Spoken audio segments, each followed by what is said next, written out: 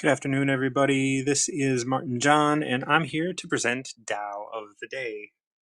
For those of you who are not in the know, the Tao of the Day is a show where I focus on the Tao Te Ching. I ask you to join me by picking a number between 1 and 81. And it's between 1 and 81 because the Tao Te Ching consists of 81 short, maybe we can call them poetic or enigmatic chapters or stanzas. I really don't know what to reference them as. Texts. So yeah, 81 texts that help that are all about us living a more reasonable life. And I've been expressing what it means to live a reasonable life by referencing Wim Hof. Wim Hof is the Iceman. If you don't know him, he meditates in like freezing streams, right? Like streams that are like in the like 40s and upper 30s and stuff. You know, it's still water, so it's not ice. But he goes in bathtubs and tubs and stuff, and he fills it full of ice. You may have people in your life that have, you know, been engaged in cold weather therapy or doing meditations in cold water and stuff like that. So that's Wim Hof. Right? He has popularized this. Not that he was the first person to do it, I don't think.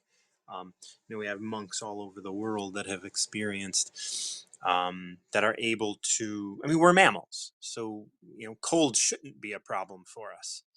Um, we shouldn't have to wear clothes, right? Like we could weather the cold. Like that's something that is within us to do. That's not beyond us. We just got comfortable wearing clothes, so we lost the ability to be in touch with that. So Wim Hof proves that we don't need the world to change in order to successfully be happy within the world. Right. And that's what it means to live a reasonable life. When you are living reasonably, you are not asking the world to change for you. You're not asking other people to change for you. You're not asking circumstances to change for you. You're not, as it relates to Wim Hof, even asking cold to change for you. You don't need extra clothes. You don't need anything more than what you have in order to cope with the cold or cope with the other people or cope with the other circumstances or whatever, right? Like life is here for you, and you can rise to it without asking it to change. And that is what the Tao Te Ching sort of teaches. And it's got 81 chapters, verses, stanzas, however we want to look at it. I think a stanza is a break. And so each chapter or verse has stanzas within it as well. So I don't think stanzas is the right word. So I will pick a number, and I invite you to come up and pick a number, and then we can talk about your number, your Tao for the day. Why would you want to pick a number? Well, because it will give you insight to what is going on in your life right now. So if you're struggling with something, or if you're thinking about something, if you're contemplating something, it's very easy to get caught up in the whole this is what it is, right? This is what's happening to me on the outside, and the manifestation of it, without really getting to the point of being able to embrace the whole of what's happening within you. So Harry's going to join me. Hello, Harry how Turner, are how you, are you, sir? brother? I'm I well. I am perfectly splendid, sir. I'm in a space of acceptance. I appreciate you having me on. Absolutely. Have you experienced? I know you haven't. I don't believe you've been on Tao of the Day before, but do you know what Tao of the Day is?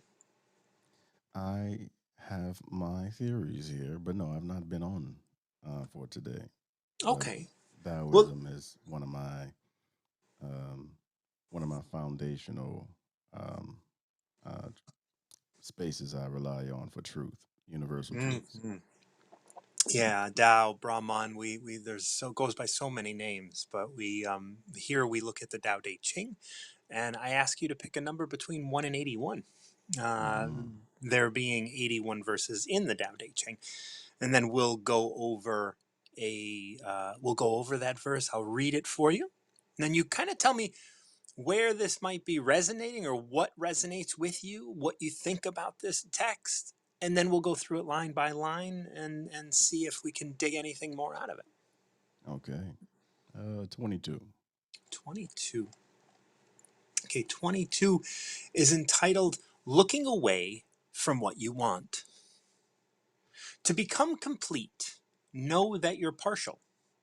To become straight, know that you're crooked. To become full, know that you're empty. To be new, know that you're worn out. He who wants it all must know what all includes. Thus, the master stays centered in Tao and becomes an example for the world. Because she knows her light is forfeit, people can see it. Because she has no point to prove, people can trust her words. Because she has no identity, she becomes a mirror for others. Because she has nothing to attain, nothing can be kept from her. Thus, when it is said to be complete, know that you're partial, it is wise to heed and surrender to it. Only by living in collaboration with Tao can one find completion. Nice. Nice. I dig it. So, what are some of your thoughts? What are some things that pop out at you? What are some lines or words or phrases? Well, I can't quote verbatim Of what you course. said, but Mm-hmm. the energy of it, because words are merely energy, right? Mm. And the energy of it, it's reminiscent of my practice of acceptance, which requires me to let go of what it is that I want, the I being the small I. So Yeah. for me, it continues to highlight the practice of disengagement with ego attachments and becoming more selfless, and then embodying that by being connected to all there is. Yeah. And you're not out here alone as like independent, separate from everything. You're you're an individual, undivided from all things. Like you are connected to everything. And here it Mm, is, like the thing that pops out to me of this, that I'm looking at the text, so it's easier for me to kind of just quote or whatnot. Um, only by living in collaboration with Tao and the idea of surrender, right? It is like, thus when it is said to become complete, know that you're partial. It is wise to heed and surrender to it, right? Like the mm. acceptance. Acceptance isn't isn't just like, okay, I accept that this has happened. It's like really just surrendering, like, okay, take me. The practice of Yes. observing without judgment, and to integrate that truth. You know, Right. acceptance. It's one of the many things that I talk about with my own people. I'm a clinical therapist as well as a life coach, and so in both spaces, I talk about the practice of acceptance and not knowing on the surface level. Because if you only know what the colloquial understanding of it is, then you've missed it. Yeah. Yeah. Yeah. Like the knowledge and the brain, like that's the thing. The body and the mind really want to have that, to have those things told to it, right? Like I want to do this, right? Like this desires, these desires that we Mm, have in our life. And when we can, and we look at this, right? Looking away from what you want, and these ultimately looking away from desires. Like this mm, whole beginning, to become complete, know that you're partial. To become straight, know that you're crooked. To become full, know that you're empty. New, know that you're worn out. He who wants it all must know what all includes. mm, Right? Like mm, what? Like if you're like, no, I want to be young and vibrant. It's just like, yeah, well, let's get old. mm, Know the difference. You can't know how tall you are if you're walking around and everyone's 5 foot. If mm, everyone you've had access to is 5 foot, and you're like, well, I'm 5'2". I'm the tallest. I'm tall. But then you get out into another town where everyone's 6 foot. You're like, wait, I'm not tall at all. It's Hmm. like it's only in comparison that you can be anything. Otherwise, you're everything anyway. And in that comparison, you see, and I agree with you. In that comparison, you see that nothing exists in isness without its opposite, yin and yang. That's right. You've And so, created and it. You ex- create. Yeah. Go on. no, no, no, I don't cut you off. You go ahead. No, that's the thing. It's like, once you create one thing, the other is automatically created. The opposite of it is automatically created once you put a word or definition, or once you take that energy of a thing and put it in a box, its opposite is created. Hmm. And see, surrendering preference. There's a narrative of Buddha holding up a flower for 9 minutes, and then walking away without saying a word. And it's said in the parable that only one student received a message, which was observe the flower. If the flower, one flower doesn't look at the other flower and say, "Look at how tall you are," or Yeah. the other, "Look how much you're flourishing and how I don't have any petals." Flowers don't do this. They exist, and in existing and being present with existence, it fulfills its purpose by being one with force, one with Tao, one with flow. And Mm. also the surrendering part for me in my faith, because again, I draw a lot from my faith, as I believe a tree should grow where it's planted, and I highlight universal truths. And so in my faith, it says, "The Lord is my shepherd; I shall not want." And I understand want, the energy of want.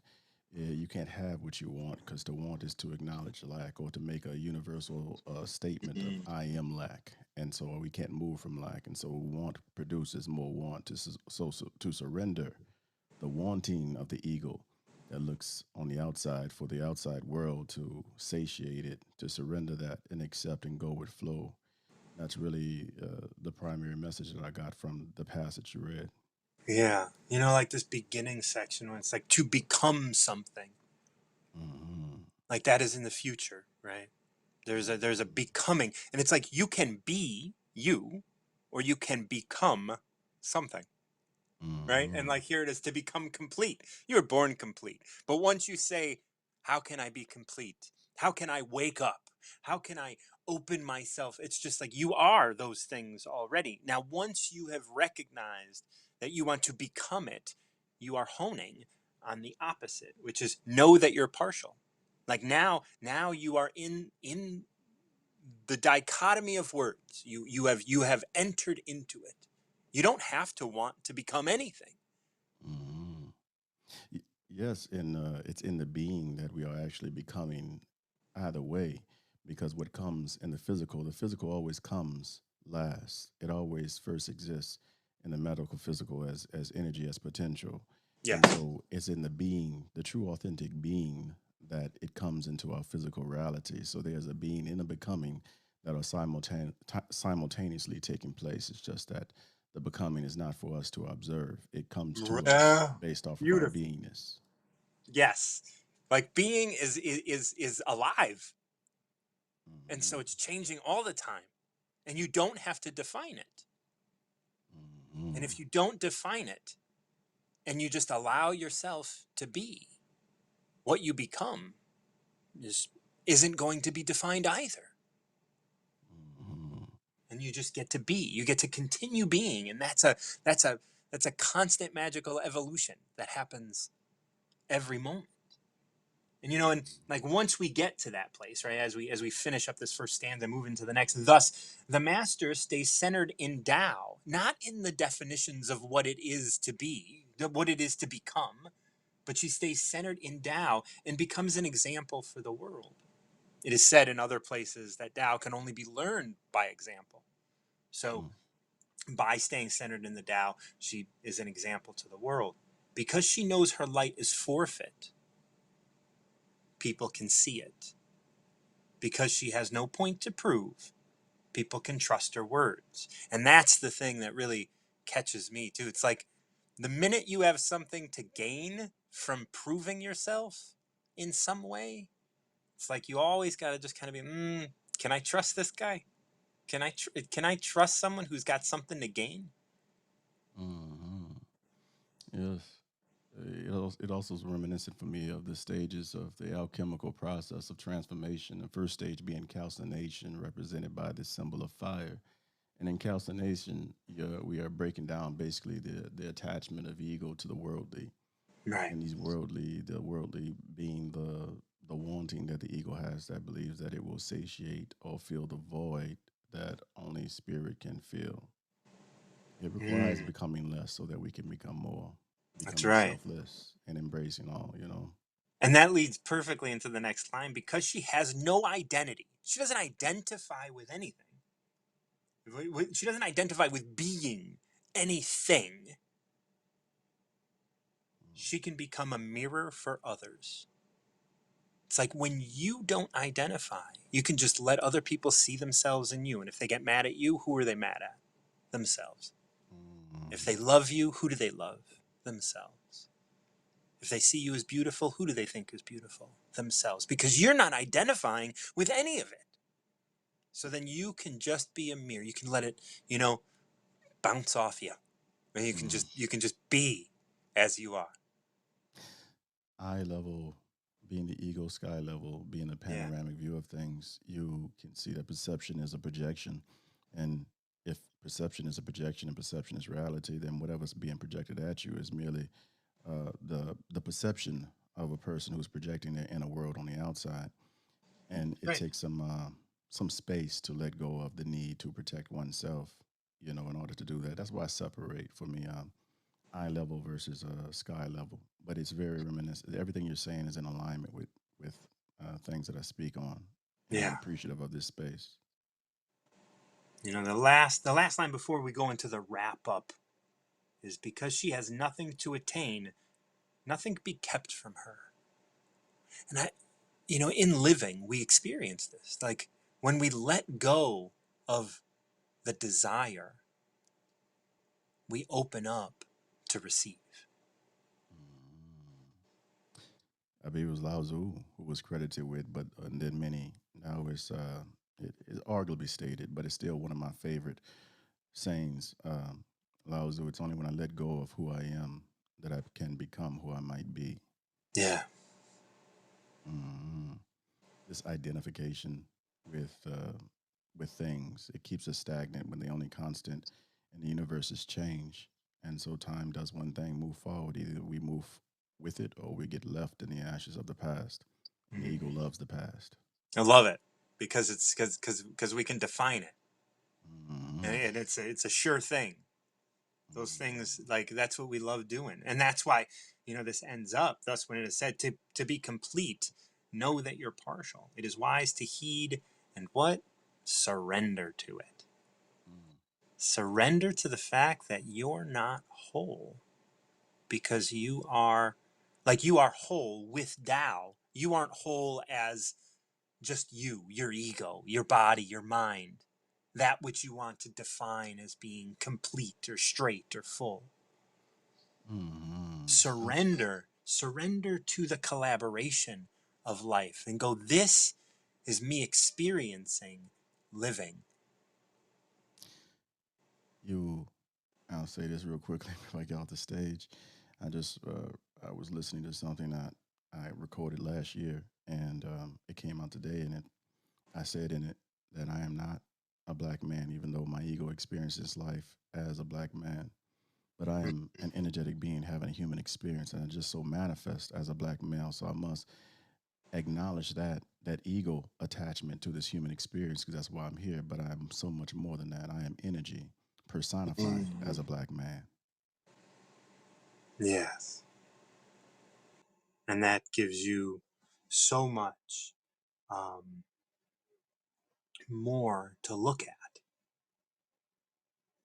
You know, it doesn't, like, when we identify as something, black man or woman or male or 6 foot or whatever it is we identify as, that's simply the body, so that we can experience the things that we have been put here to experience or agreed to experience. I don't like to get caught up in, like, knowing how it all worked out beforehand or what's going to happen after we die. All that's silly, because this is what's happening now.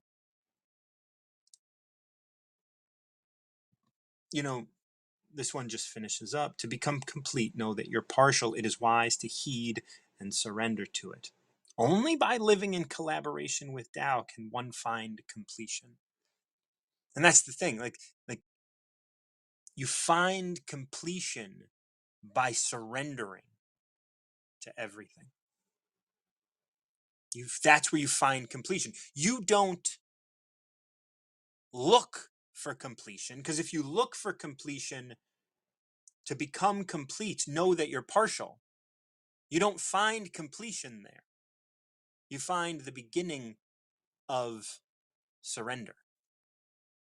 And once you surrender and realize that you are living in collaboration with Tao, and allow yourself to live in collaboration with Tao, that's where completion is found. It's not, you don't seek it out, it arrives because you stop asking to become something. And you realize that your being is all of it. Your being, a collaborative effort with Tao. I talk about, on occasion, Harry, if you're still listening, I talk about cells in the body. And when a cell wants to be an individual and separate from the group and like do its own thing, multiply faster, want to do things, get to a destination, and multiply, multiply, multiply. And then it makes more individuals. And what that ends up being is cancer. And we want to cut that out because it's going to ravage the body. We want to kill it.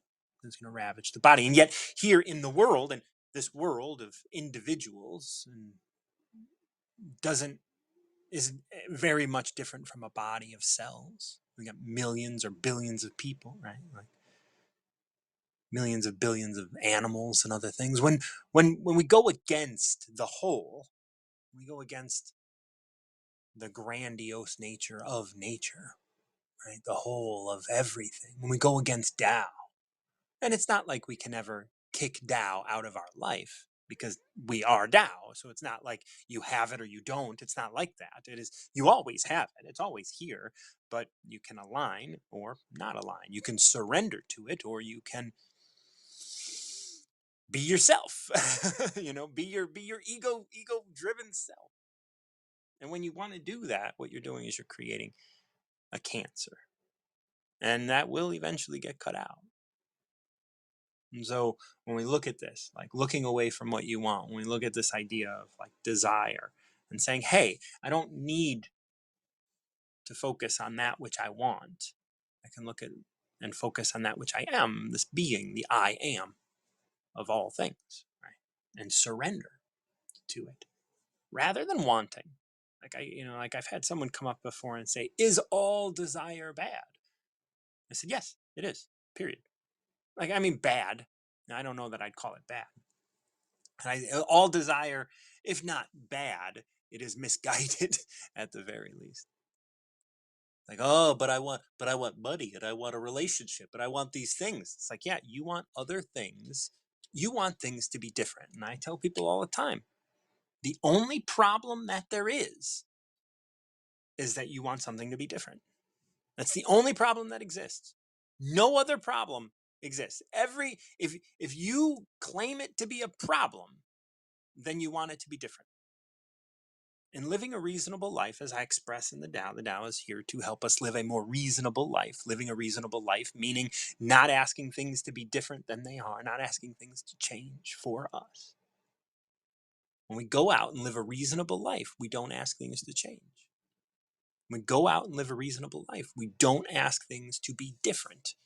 We embrace what it is and we live up to it because that's who we are. But when we want things to be different, we're just creating problems.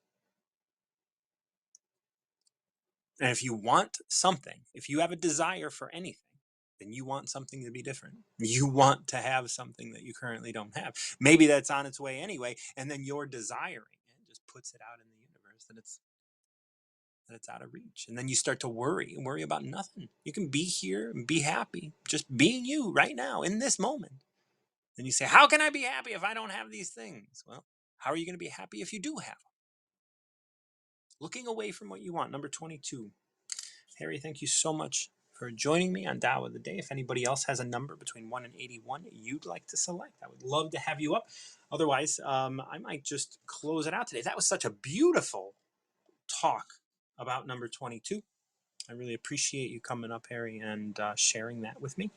Um, okay, so I'm Martin John. If you guys benefit from the work that I do here in any way, on wisdom or around the Tao, please consider giving me a tip either on my profile at Linktree or on Venmo at martinjohn_Garcia. Thank you so much for joining me. I really appreciate you guys loving yourselves and loving me along the way. And until next time, keep recovering yourself.